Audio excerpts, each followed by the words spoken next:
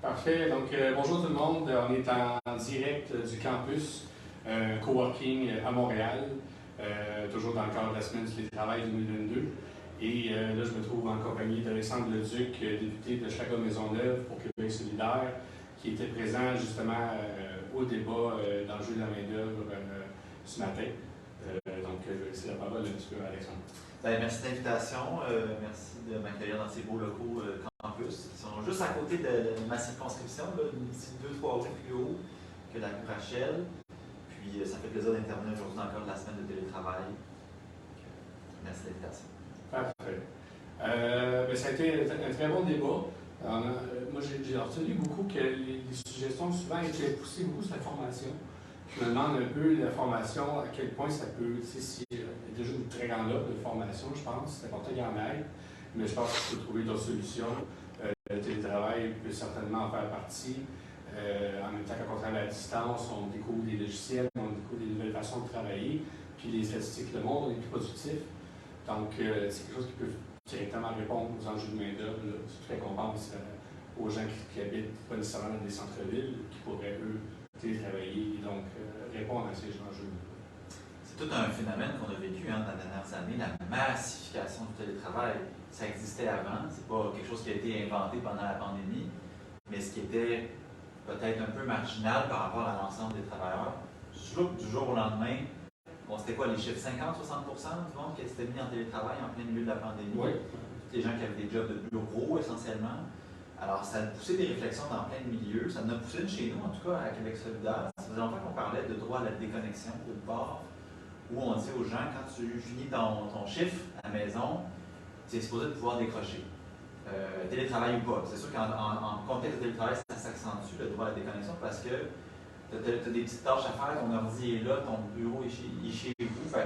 C'est comme tentant de dire, je vais aller vérifier mes courriels après le souper, d'un coup qu'il y a une urgence qui est rentrée, d'un coup que le boss a une demande.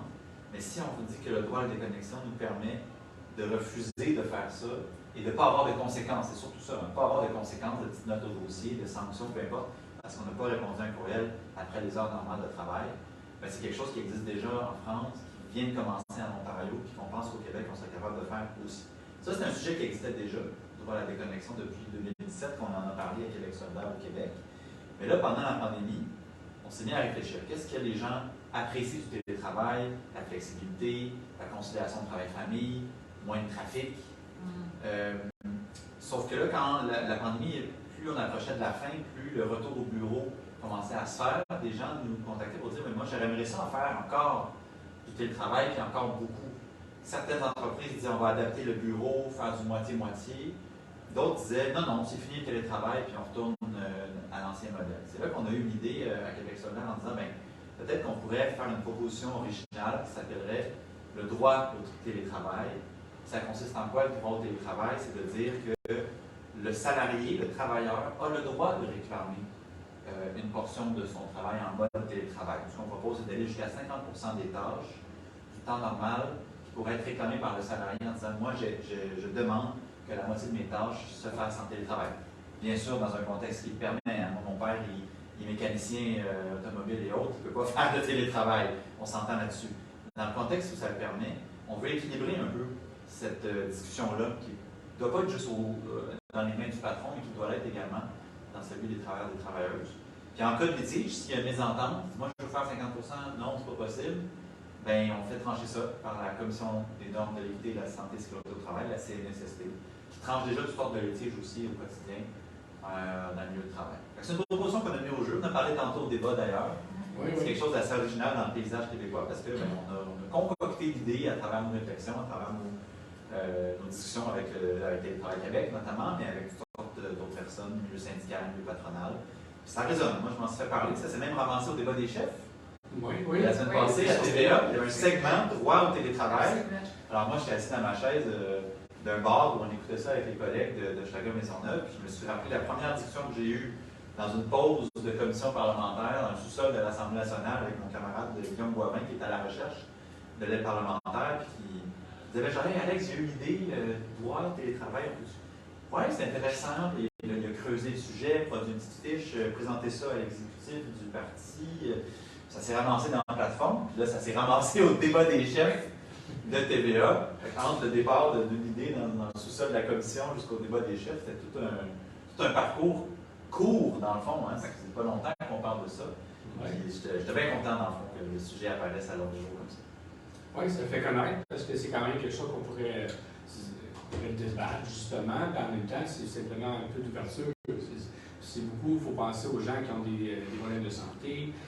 Il y a tellement de bonnes raisons d'avoir droit au télétravail. Je pense que c'est surtout eux qu'il faut penser. Puis encore, ça vient aider la main-d'œuvre, parce que ces gens-là ne travailleraient peut-être même pas sinon. Et là, de découvrir ça, de développer des compétences en tant que télétravailleur, apprendre à travailler un petit peu, pas en isolement, mais d'être un petit peu plus autonome. Donc, c'est toutes des choses qu'on a besoin d'acquérir et qui méritent d'être explorées davantage. Je te donnerai même un autre exemple d'un réflexe télétravail qu'il faut continuer à développer. Il y a 2 ans maintenant, on est en pleine pandémie et on est en train de traverser une grosse réforme de la santé et sécurité au travail. Projet de loi 59, très technique, 400 articles, un truc monstrueux. Puis il arrive un bloc sur la question des responsabilités de l'employeur. Quand tu es dans une entreprise, c'est l'employeur qui, historiquement, a la responsabilité d'assurer un environnement sain et sécuritaire. La prévention, etc. Bon, c'est sa responsabilité. C'est comme ça que la loi a été construite. Là, il y avait comme une zone de flou sur qu'est-ce qui se passe si, en bon français, tu te pètes la gueule chez vous. Tu es en télétravail, tu t'enfermes, qu'est-ce qui se passe? La jurisprudence était quand même assez claire à ce niveau-là en disant c'est quand même dans le cadre de ton travail, même si tu es chez vous, tu es indemnisé, il n'y a pas de souci. Mais après ça, comment l'employeur va venir jouer dans son devoir de prévention? Est-ce qu'il peut débarquer chez vous, dans ton salon, dans ton bureau, puis dire ce bureau-là, dehors, il n'est pas aux normes, ta chaise, elle va te faire des tendinites, mets-moi ça dehors. Est-ce qu'il peut commencer à exiger des changements d'installation chez vous, comme il peut le faire dans son bureau à lui, dont il a la responsabilité? Là, on entre dans un autre domaine. C'est le périmètre très clair de la vie privée et de ta résidence personnelle. Fait que là, on a posé la question. J'ai appelé des collègues dans différents milieux, notamment le syndicat, puis ils m'ont sorti une grosse recherche qui avait été faite dans le milieu universitaire à l'UQAM, si je ne me trompe pas, qui avait analysé ce qui se passait dans d'autres législatures canadiennes. Puis ils avaient trouvé qu'en Colombie-Britannique, ils avaient déjà réfléchi à ça. Puis ils avaient mis une espèce de compromis où, en effet, c'est encore l'employeur qui est responsable de la prévention, même chez vous, mais il ne peut pas débarquer n'importe quand. Il ne peut pas commencer à vous faire des exigences n'importe comment. Et il faut que ça passe par l'équivalent de la CNSST. Qui pourrait, elle, venir prendre rendez-vous. C'est pas s'imposer. C'est pas la police qui débarque, là, tu sais. Pas l'huissier, c'est ça. Fait que prendre rendez-vous, venir chez vous, s'entendre sur une heure convenable, puis pas faire des propositions après. Mais si je peux me permettre juste une chose qui est importante, c'est la sensibilisation aussi auprès des employés. De s'assurer que, ergonomiquement parlant, tu es bien installé. C'est important de l'employeur-employé d'en parler, ça, par exemple. Mis à part, l'idée, c'est que de bonne foi, on va peut-être signer un document, moi, pour l'avoir fait personnellement, mon travail. On va se sensibiliser. Est-ce que je suis bien installée? Est-ce que j'ai une bonne chaise pour travailler? Est-ce que mon bureau est adéquat? Est-ce que c'est sécuritaire chez moi au niveau du feu? Il y a une panoplie de questions que moi, à la fin, j'ai apposé ma signature, mais de bonne foi. Alors, à quelque part, si on me dit, garde, on voudrait venir voir chez moi, si moi, je sais que je m'intègre et que je l'ai fait de bonne foi, j'ai pas de problème. Mais il faut sensibiliser les employés aussi à ça. C'est important d'être bien installé chez soi pour travailler. C'est une culture qu'il faut développer, puis ça ne se fait pas en criant ciseaux. Même chose sur le droit à la déconnexion. Nous, on dit qu'il faut qu'une conversation démarre. On a 2-3 paramètres qu'on peut suggérer. La CNSST est là, elle a son expertise, elle peut faire des choses aussi. Mais il faut qu'on démarre cette conversation-là. Cette culture-là, il faut qu'elle évolue. Tant mieux s'il y a des milieux de travail qui sont déjà bien engagés dans cette conversation-là, puis ce changement de culture-là, parce qu'ils peuvent servir de modèle après. Autant pour la CNSST qui peut préparer des outils, que d'autres entreprises qui démarrent un nouveau programme de télétravail chez eux, qui se mettent à vouloir s'assurer qu'ils utilisent faire leur devoir de prévention. Là, c'est chez eux, comme employeur, leur devoir de prévention de santé et sécurité au travail. Puis Dieu sait qu'il y en a des problèmes de tendinite, il y en a des problèmes avec les yeux, il y en a des problèmes de migraine. Le travail de bureau, là, c'est pas pas une shop, c'est pas une mine, mais il y a aussi des enjeux très sérieux de santé et sécurité au travail. Ouais. Super. Oui, c'est un beau sujet, hein? Super longtemps. Oui, mais puis aussi, je vais juste parler aussi, il y a peut-être un modèle, on parlait tantôt de 50%, mais le mot qu'on utilise beaucoup, c'est le mot hybride. Oui, exact. Alors, au niveau du télétravail, encore là, je reviens à employeur-employé, employé-employeur. On va signer un document. Moi, mon modèle que moi j'aimerais, c'est quoi? Si j'ai la possibilité de choisir, est-ce que c'est 100% à mon travail? Est-ce que c'est hybride?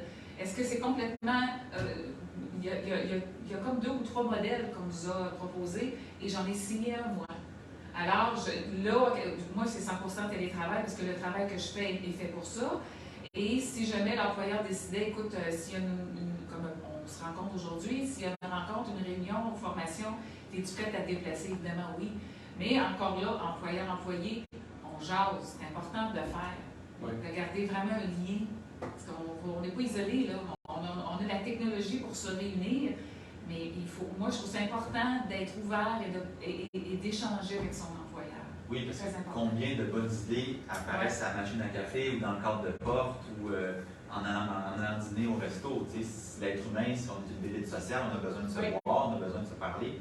Fait que c'est vrai que, est-ce qu'une réunion par semaine, par exemple, ou une sortie au dîner, il faut maintenir une vie sociale parce que sinon il y a la santé mentale aussi qui peut entrer puis dire je suis tout seul chez nous toute la journée, tout le temps, ça peut devenir lourd.